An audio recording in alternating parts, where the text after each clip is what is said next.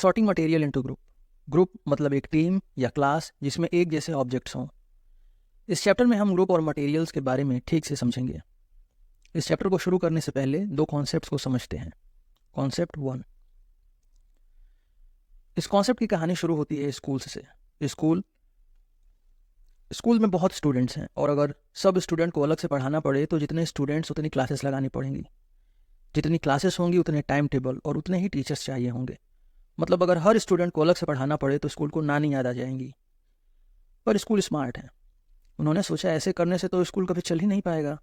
Schools ने सोचा कि क्या करें, कैसे इसको मैनेज करें। सारे स्कूल कई साल तक सोचते रहे कि कैसे ठीक करें इस समस्या को।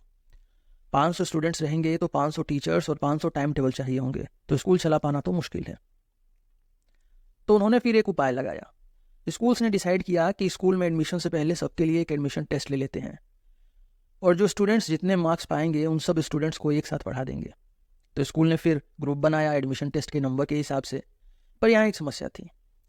एज में कई बड़े स्टूडेंट के नंबर इनसे एज में 4-5 साल छोटे स्टूडेंट्स के बराबर आए। स्कूल ने फिर सोचा ऐसे तो काम नहीं चलेगा। एज में बड़े स्टूडेंट्स इन क्लासेस में दादागिरी करेंगे और छोटे स्टूडेंट ठीक से पढ़ नहीं पाएंगे। तो स्कूल ने फिर एक उपाय लगाया और बोला कि अब की ग्रुपिंग एज के हिसाब से होगी। जो स्टूडेंट्स एक एज के हैं वो एक क्लास में पढ़ेंगे। फिर स्कूल ने ये ग्रुपिंग की। 5 साल के सब स्टूडेंट को क्लास 1 में ग्रुप कर दिया, उनसे 1 साल बड़े को क्लास 2 में, उनसे बड़े को क्लास 3 में और उनसे 1 साल बड़े को क्लास 4 में कर दिया। ऐसे करके स्कूल ने पहले 500 की जगह सिर्फ 12 ग्रुपिंग की। 500 क्लासेस की जगह सिर्फ 12 क्लासेस, 1 से 12 तक। अब ना तो 500 टीचर्स चाहिए ना 500 टाइम टेबल। अभी स्कूल के पास एक और प्रॉब्लम आई। स्कूल ने सारी ग्रुपिंग क्लास वाइज कर दी और उन्होंने बस भी क्लास के हिसाब से फिक्स कर दिया कि एक बस एक क्लास के सारे स्टूडेंट्स को लेके आएगी और स्कूल के बाद छोड़ने भी जाएगी। 1 से 12 तक क्लासेस के लिए अलग अलग बस। अब सारी क्लासेस की बसें एक साथ स्कूल के सारे लोकेशंस पे आप अपने अपने क्लास के स्टूडेंट्स को लेने और लेके जाने लगी। 4 घंटे बस को अपने क्लास के स्टूडेंट्स को लेके आने में और 4 घंटे लेके जाने में लगने लगे। टाइम के साथ साथ डीजल के पैसे भी काफ़ी लगने लगे। तो स्कूल ने फिर एक उपाय लगाया और बस की ग्रुपिंग क्लास वाइज नहीं बल्कि लोकेशन वाइज कर दिया। उन्होंने कहा जो स्टूडेंट जिस एरिया से आते हैं भले ही किसी क्लास में हों वो एक ही बस में आएंगे जाएंगे। स्कूल ने ग्रुपिंग लोकेशन वाइज कर दी। मतलब स्कूल के अंदर स्कूल ने ग्रुपिंग एज के हिसाब से की और आने जाने के लिए स्कूल ने ग्रुपिंग लोकेशन के हिसाब से की। ग्रुपिंग करने से स्कूल का चलना आसान हो गया। ग्रुपिंग ठीक से करने से सारे स्कूल की प्रॉब्लम सॉल्व हो गई। न अब बस को 4 घंटे लगते हैं, न 500 टीचर और न 500 time table. Shops, book stores, shopping malls सब ने ग्रुपिंग को समझ के अपना अपना काम आसान कर लिया। ग्रुपिंग हमारे आसपास हर जगह होती है। जैसे एक साथ रहने वाले लोगों की ग्रुपिंग करके सरकार ने विलेज बनाए, विलेजेस की ग्रुपिंग करके शहर बनाए, शहरों की ग्रुपिंग करके राज्य बनाए और राज्यों की ग्रुपिंग करके देश बनाए। कुल मिला के ग्रुपिंग से हमारा काम आसान हो जाता है। जैसे आप अपने स्कूल बैग में नोटबुक एक तरफ और बुक्स दूसरी तरफ रखते हैं ताकि आपका काम आसान हो। ग्रुपिंग के इसी कॉन्सेप्ट को समझने के लिए एनसीईआरटी ने ये चैप्टर आपकी बुक में दिया है। हमारे आसपास ढेर सारे ऑब्जेक्ट्स हैं। Pen, copy, table, chair, bed, TV, कपड़े, पानी, पत्थर और बहुत कुछ। इतने की सबको एक एक करके समझ पाना काफ़ी डिफिकल्ट है और इस चैप्टर में हम ये समझेंगे कि कौन कौन सी ग्रुपिंग करके आसानी से इन सबको समझा जा सकता है। ग्रुपिंग करने से काम आसान हो जाता है, जल्दी हो जाता है और हमें याद भी कम करना पड़ता है। तो आइए इसे समझते हैं कॉन्सेप्ट 2 में। मेरा नाम है रोहित और आप देख रहे हैं सिलेबस विद रोहित। आपको हमारे चैनल की वीडियोस यूट्यूब पर दिखें, इसके लिए आप इस चैनल को सब्सक्राइब कर लें। कॉन्सेप्ट 2।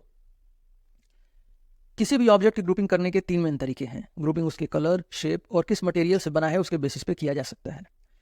कलर के बेसिस पे ग्रुपिंग करने का कोई फायदा नहीं है क्योंकि कलर किसी ऑब्जेक्ट के बारे में ज़्यादा नहीं बताता कि ऑब्जेक्ट कितना स्ट्रांग है या ऑब्जेक्ट को हिट करने से क्या होगा। इसलिए कलर के हिसाब से ग्रुपिंग ठीक नहीं है। वाइट बॉल, वाइट दीवार, वाइट बोर्ड ये सब अलग हैं। इनकी ग्रुपिंग एक साथ कलर के बेसिस पे करने से हम इन सबको एक साथ एक क्लास में नहीं रख सकते। जैसे एज में 5 साल बड़े स्टूडेंट्स को उनसे 5 साल छोटे स्टूडेंट्स के साथ रखना ठीक नहीं है। ग्रुपिंग के लिए जिन ऑब्जेक्ट्स को ग्रुप किया जाता है उनमें ज़्यादा डिफरेंस होने से ग्रुपिंग ठीक से नहीं हो पाती है। फिर अगर ग्रुपिंग को शेप के हिसाब से करें तो भी हमें ऑब्जेक्ट की प्रॉपर्टी के बारे में पता नहीं लगता है कि ऑब्जेक्ट कितना स्ट्रांग है, कितना फ्लेक्सिबल है या ऑब्जेक्ट को हिट करने से क्या होगा। इन सब के बारे में पता नहीं चलता है। जैसे आपकी नोटबुक, विंडो, मोबाइल फ़ोन ये रेक्टेंगल के शेप में है पर इनकी प्रॉपर्टी अलग अलग है। आपकी विंडो जो है वो वुड या ग्लास से बनी है, आपकी नोटबुक पेपर से और आपका फ़ोन कई मटेरियल से मिलकर बना है। इसलिए इनको एक क्लास में शेप के हिसाब से रखने से ज़्यादा फ़ायदा नहीं है। इसलिए ग्रुपिंग शेप के हिसाब से भी करना ठीक नहीं है।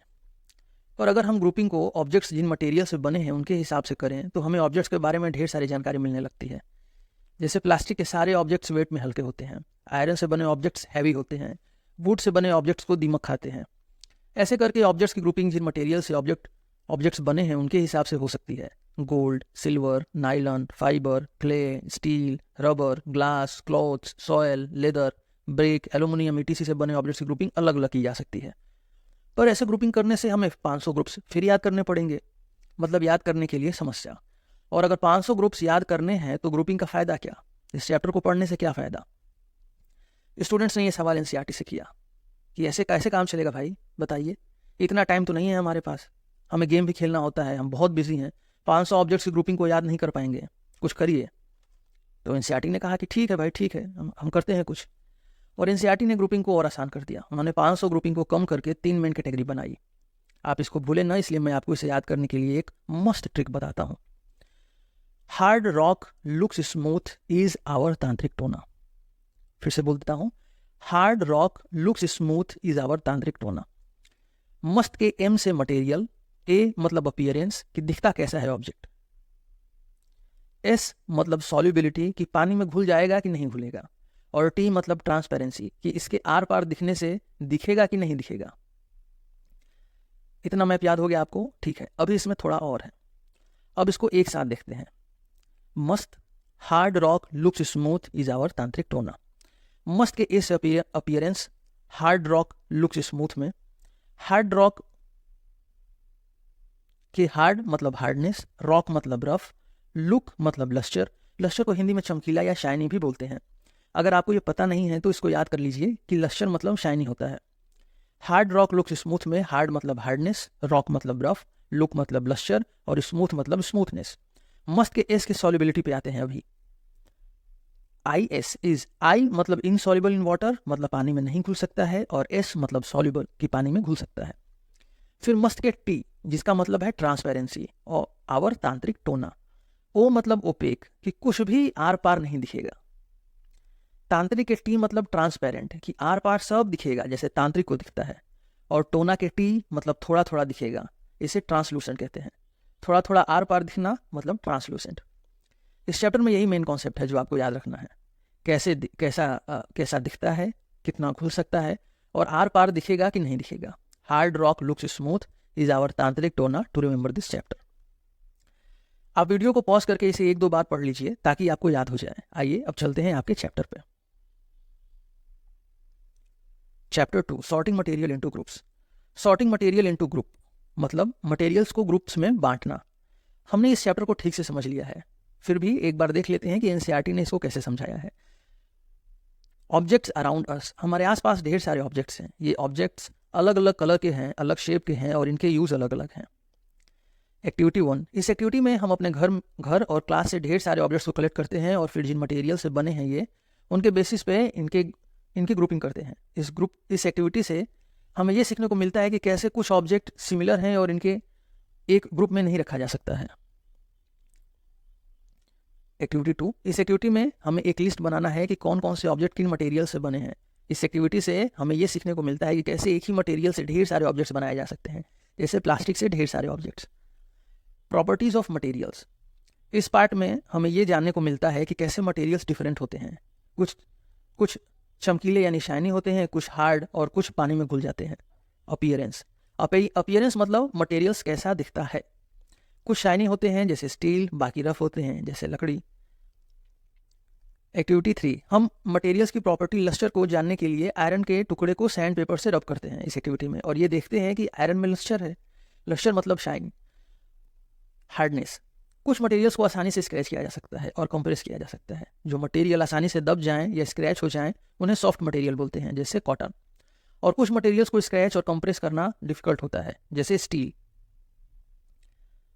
स्टोन और आयरन। हम इन मटेरियल्स को हार्ड मटेरियल्स बोलते हैं।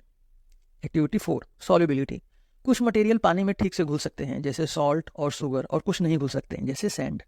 एक्टिविटी 5, हम पानी में कुछ लिक्विड्स को डाल के टेस्ट करते हैं कि ये डिजॉल्व हो सकते हैं कि नहीं। इस एक्टिविटी से हमने ये सीखा कि कोई भी ऑयल वाटर में डिजॉल्व नहीं होते हैं। याद रखिए, कोई भी ऑयल वाटर में डिजॉल्व नहीं होते हैं और इसलिए ऑयल इनसॉल्युबल है वाटर में। ऑब्जेक्ट्स में फ्लोट और सिंक इन वाटर। जो ऑब्जेक्ट्स वाटर में डिजॉल्व यानी घुलते नहीं हैं वो या तो पानी में डूब जाते हैं या पानी के ऊपर फ्लोट करते हैं। ऑयल्स, वुड, प्लास्टिक फ्लोट करते हैं। चॉक के पीसेस और आयरन वाटर में डूब जाते हैं क्योंकि ये हैवी होते हैं। ऑब्जेक्ट्स का फ्लोट करना या सिंक करना उनके मटेरियल पर डिपेंड करता है जिनसे वो बने हुए हैं। फिर आते हैं हम ट्रांसपेरेंसी पे। कुछ मटेरियल्स लाइट को पास होने देते हैं इसलिए हमें उनके आर पार दिखता है, जैसे ग्लास। इन मटेरियल्स को ट्रांसपेरेंट बोलते हैं। कुछ मटेरियल्स लाइट को थोड़ा सा पास होने देते हैं, हम इन्हें ट्रांसलूसेंट कहते हैं, जैसे पेपर सॉप। पेपर सॉप में आप एकदम आर पार नहीं दिख सकते पर थोड़ा सा दिखता है। बाकी के मटेरियल्स लाइट को पास होने नहीं देते इसलिए उनके आर पार नहीं देखा जा सकता और इन्हें ओपेक बोलते हैं, जैसे लकड़ी, आयरन और स्टोन। उसके बाद आते हैं हम एक्टिविटी 6 पे। इस एक्टिविटी में हमने पेपर पे ऑयल डाल के देखा कि इसके आर पार देख सकते हैं थोड़ा सा, और ऑयल डालने के बाद हम थोड़ा थोड़ा देख सकते हैं और अच्छे से नहीं देख सकते। मतलब पेपर पे ऑयल डालने से ओपेक पेपर ट्रांसलूसेंट हो जाता है। ठीक है, तो ग्रुप हम क्यों करते हैं? हम ग्रुपिंग करते हैं ताकि उन्हें ढूंढने में आसानी हो और उन्हें ठीक से समझा जा सके। और हम ग्रुपिंग क्यों करते हैं? हम ग्रुपिंग इसलिए करते हैं ताकि उन्हें, जिन मटेरियल को हमने ग्रुप में रखा है उनको आसानी से हम ढूंढ सकें, उनको ठीक से समझ सकें और हमें कम याद करना पड़े। हमें 500 प्रॉपर्टीज़ याद नहीं करना पड़ेगा। जैसे आप अपने बैग में बुक्स अलग और नोटबुक्स अलग रखते हैं। मटेरियल्स और मटेरियल्स की प्रॉपर्टी के बारे में जान के हम अपने आसपास के ऑब्जेक्ट्स के बारे में काफ़ी कुछ जान सकते हैं और इन्हें आसानी से समझ सकते हैं। आइए अब चलते हैं एक्सरसाइजेस पे। क्वेश्चन 1 है, name 5 objects which can be made from would. लकड़ी से बने 5 ऑब्जेक्ट्स। तो आप चेयर, टेबल, डोर, बेड और बैट लिख लीजिए। आप कुछ भी 5 ऑब्जेक्ट्स लिख सकते हैं जो लकड़ी से बने हुए हैं। क्वेश्चन 2 है, select those objects from the following which shine. इनमें से उन ऑब्जेक्ट्स को सिलेक्ट करिए जो शाइन करते हैं। तो ग्लास का बॉल है, इसके अंदर लक्ष्टर नहीं होता है पर ये शाइन करता है। और हमारा स्टील का स्पून है, ये शाइन करते हैं। Match the objects with the material they could be made from. ठीक है, अब यहाँ पे एक जो ऑब्जेक्ट है ये कई मटेरियल से बना हो सकता है। बुक पेपर से बनी है, टम्बलर मतलब ग्लास और प्लास्टिक से बने हुए हो सकते हैं, तो इसके 2 ऑप्शन है। चेयर वुड की होती है और प्लास्टिक की भी होती है। टॉय वुड के होते हैं, प्लास्टिक के भी होते हैं और पेपर की नाव भी बनती है। शूज़ जो है वो लेदर के होते हैं। उसके बाद आते हैं क्वेश्चन 4 पे, state whether the statements are true और फॉल्स। सही और गलत। Stone is transparent while glass is opaque. Stone opaque होता है क्योंकि उसके आर पार नहीं देखा जा सकता है, और ग्लास ट्रांसपेरेंट होता है, उसके आर पार देखा जा सकता है। यहाँ पर उल्टा कर दिया है इसलिए फॉल्स। स्टोन ओपेक है और ग्लास ट्रांसपेरेंट है। इसका सेकंड पार्ट है, a notebook has lustre while eraser does not. Lustre मतलब शाइनी, ना तो नोटबुक शाइनी होती है ना इरेजर। शाइनी मतलब जो लाइट पड़ने पे शाइन करते हैं, जैसे मेटल्स होते हैं, इसलिए ये फॉल्स है। Chalk dissolve in water. Chalk को जब आप पानी में डिजॉल्व करेंगे तो ये डिजॉल्व नहीं होती है, इसलिए इसका आंसर भी है false. A piece of wood floats on water. बिल्कुल सही है, लकड़ी पानी से हल्की होती है इसलिए वो फ्लोट करती है, आंसर है true. Sugar does not dissolve in water. चीनी की शरबत बनती है भाई, तो चीनी वाटर में तो डिजॉल्व हो जाती है। यहाँ दिया हुआ है does not dissolve in water, इसलिए false. Oil mixes with water.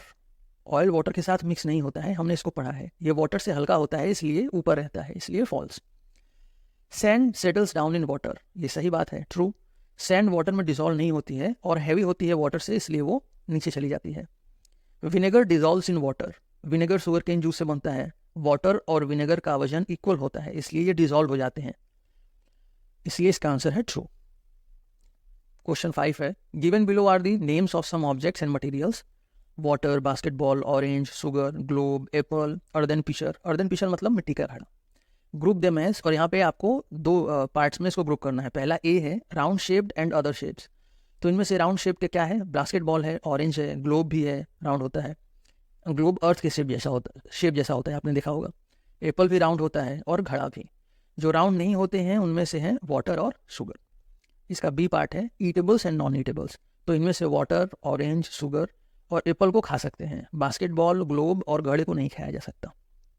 Question 6 है, list all items known to you that float on water, check and see if they will float on oil और केरोसिन। वाटर पे float होने वाले कुछ objects हैं food, plastic bottle, rubber की ball और dry leaves. ये सब केरोसिन से हल्के होते हैं, इसलिए केरोसिन पे भी फ्लोट करते हैं। केरोसिन ऑयल को हिंदी में मिट्टी का तेल बोलते हैं। क्वेश्चन 7 है, find the odd one out from the following. इनमें से जो अलग हैं उन्हें बाहर करिए। तो आइए करते हैं बाहर। A, chair, bed, table, baby, cupboard. इनमें से बेबी के अलावा सब वुड से बने हैं, इसलिए बेबी ऑड है। बेबी के अलावा सब फर्नीचर मटेरियल्स हैं। बी, रोज, जैस्मिन, बोट, मैरीगोल्ड और लोटस, ये इनमें बोट के अलावा सब फ्लावर्स हैं, इसलिए ऑड वन आउट बोट है आपका। सी, एल्युमिनियम, आयरन, कॉपर, सिल्वर और सैंड, इनमें से सैंड के पास लस्टर नहीं है, बाकी सबके पास लस्टर है और ये मेटल्स हैं, इसलिए सैंड ऑड वन आउट है। लास्ट, शुगर, सॉल्ट, सैंड और कॉपर सल्फेट, इनमें से सैंड के अलावा सब वाटर में सॉल्युबल हैं, इसलिए सैंड ऑड वन आउट है। कॉपर सल्फेट एक केमिकल है जो वाटर में डिसॉल्व हो जाता है, इसके बारे में हमने चैप्टर 1 में पढ़ा था। ये वाटर में डिसॉल्व हो जाता है, मतलब इसमें से सब वाटर में डिसॉल्व हो जाते हैं सैंड के अलावा, तो सैंड ऑड वन आउट है। इसके साथ हमारा दूसरा chapter sorting materials into group खत्म हुआ। यदि आपको ये वीडियो फास्ट लग रही है तो इसे 2-3 बार देखने से आप इस चैप्टर को ठीक से समझ जाएंगे। देखने के लिए आपका धन्यवाद। Thank you.